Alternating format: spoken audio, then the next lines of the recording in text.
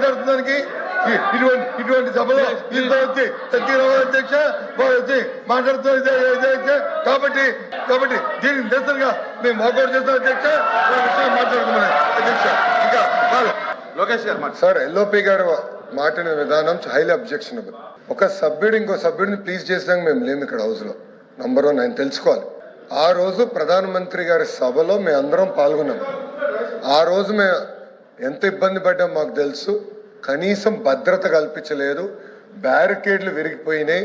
ఆనాడు ప్రధానమంత్రి గారు మాట్లాడుతున్న సమయం మైక్ కూడా కట్టయింది.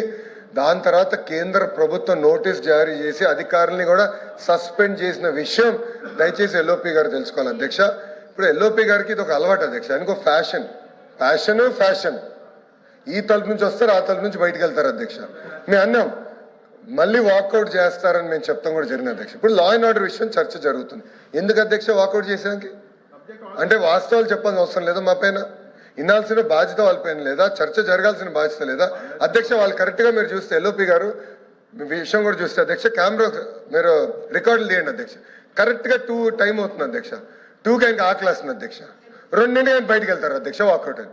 వెళ్ళినప్పుడు కూడా మళ్ళీ చూశాడు అధ్యక్ష 2 అయిందా లేదా అని.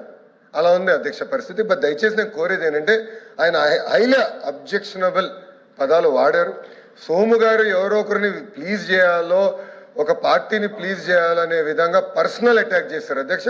అది కరెక్ట్ గా అధ్యక్ష. దయచేసి అది రికార్డు నుంచి తొలగించాలని గౌరవ చైర్మన్ నేను కోరుతున్నా అధ్యక్ష.